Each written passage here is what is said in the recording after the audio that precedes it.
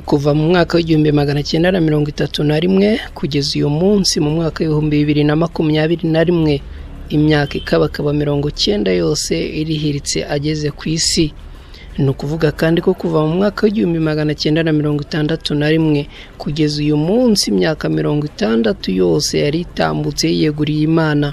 Yitwa Hermenegilde twagira umukiza, niyo mazina ababyeyi be bamuhaye. Hanyuma ubwo yiyeguriraga Imana mu mwaka w'1961 hiyongereyeho igihe padiri. Gusa uyu nta kibarizwa mu bazima kuko yamaze kuba nyakwigendera. Imana yamwisubije kuko yamukunze kuturusha. Nitwa na Christine Ntirushwa. Uyu munsi tugiye kugaruka kuri amwe mu mateka ya nyakwigendera Padiri Hermenegilde twagira umukiza. Ikaze ku IBENDERA TV.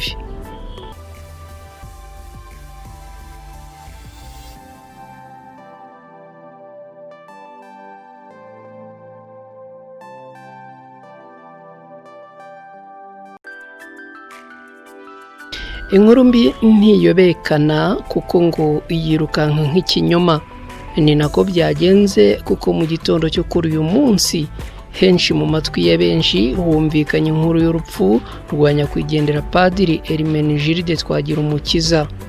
Ni ibintu byabaye impamo mu gitondo cyo kuri uyu wa 13 Mutarama umwaka w'2021 aho Diocese Gatolika ya Butare yatangaje ko Padiri Hermenegilde twagira umukiza yitabye Imana azize indwara ya COVID-19 iterwa n'agakoko ka coronavirusi, indwara ifata mu myanya y'ubuhumekero.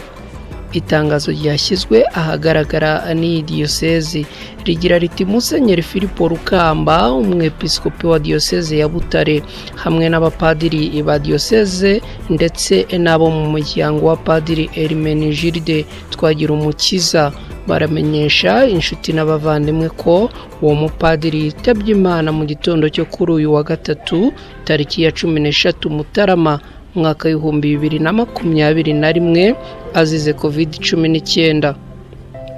Itariki yo kumushyingura muzayimenyeshwa nyuma.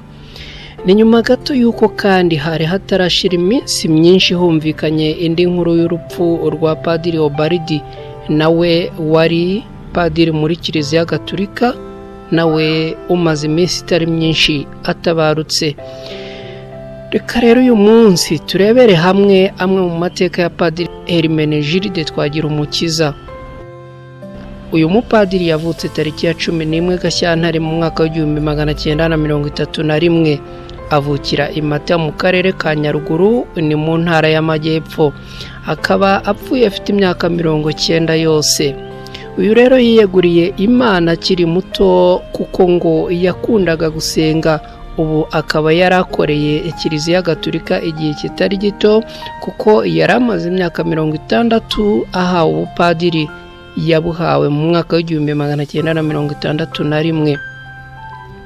Mu mwaka w'1962 nibwo Padiri twagira umukiza Hermenegilde yahawe ubutumwa bwo kujya mu Burundi gufasha abanyarwanda bari bahungiyeyo mu bijyanye no kuba hafi y'Imana ndetse n'ibindi bikorwa bitandukanye. Padiri twagira umukiza wari ugiye i Burundi yoherejwe na Kiliziya Gatolika ngo yagezeyo afatanya na bamwe mu banyarwanda babaga muri icyo gihugu n'ababaga i Burayi no mu bindi bihugu nka Leta Zunze Ubumwe za Amerika, batekereza uko bashinga ishuri ndetse nuko bakomeza gusengera hamwe begera Imana.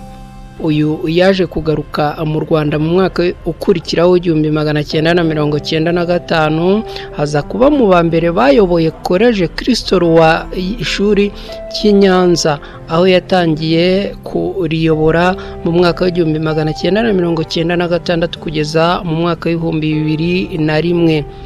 Ubwo yahabwaga inshingano muri Paruwasi Gatolika ya Ngoma mu mujyi wa Butare. Uyu mupadiri yavuze yuko azaharanira kwiyegurira Imana no kujyana abantu ku Mana. Uyu mupadiri kandi yari umwanditsi w'ibitabo aho akiri mu buhungiro yanditse icyitwa urubanza rw'Imana n'impunzi, kigaragaramo amarangamutima y'abantu bari barahunze ndetse yibaza icyo batekereza ku Mana. Yabaye padiri wungirije wa paruwasi ya Kansi akimara kuba padiri, hanyuma kuva muri Kanama mu 1962 kugeza muri Mutarama mu 1995 yakoreye ubutumwa bwa gisaseridoti i Burundi, yita cyane cyane kuri ziriya mpunzi z'Abanyarwanda zari muri icyo gihugu. Muri Gashyantare mu mwaka w'1995 yabaye umuyobozi wa Koleji Kristo Umwami y'i Nyanza.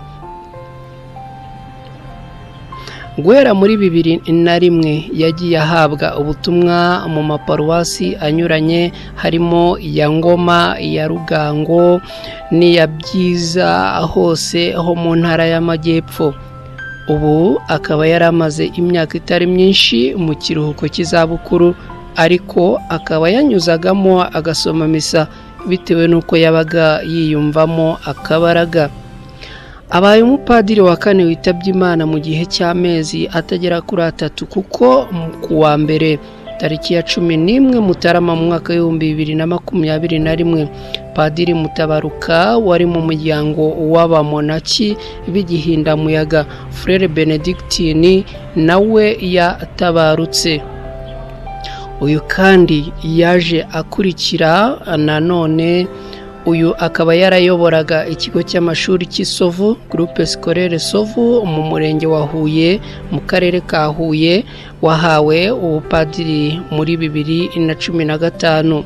Ni nyuma kandi yuko mu kwezi gushize k'Ukuboza 2020 Padiri Guillaume Aloyizi nawe wo muri Diyoseze ya Butare yapfuye azize impanuka y'imodoka. Aba bakiyongera kandi kuri Padiri Ubaridi Rugirangoga witabye Imana mu ijoro rishyira tariki ya 8 Mutarama y'umwaka w'2021, nyuma y'uko yari amaze iminsi arembeye muri Leta Zunze Ubumwe za Amerika. Mu itangazo ryo kuri uyu wa 13 Mutarama umwaka w'2021 yashyizweho umukono n'umwepiskopi wa Diyoseze Gatolika ya Butare, Musenyeri Philippe Rukamba, akaba yemeje amakuru y'itabaruka rya Padiri Hermenegilde Twagirumukiza, ndetse akemeza ko uyu nyakwigendera yazize icyorezo cya COVID-19, aho yavuze ko imihango yo kumuherekeza bwa nyuma izamenyekana nyuma. Imana imuhe iruhuko ridashira, Imana imwakire mu bayo. Nitwa na Chrétien Ntirushwa, mugira amahoro y'Imana.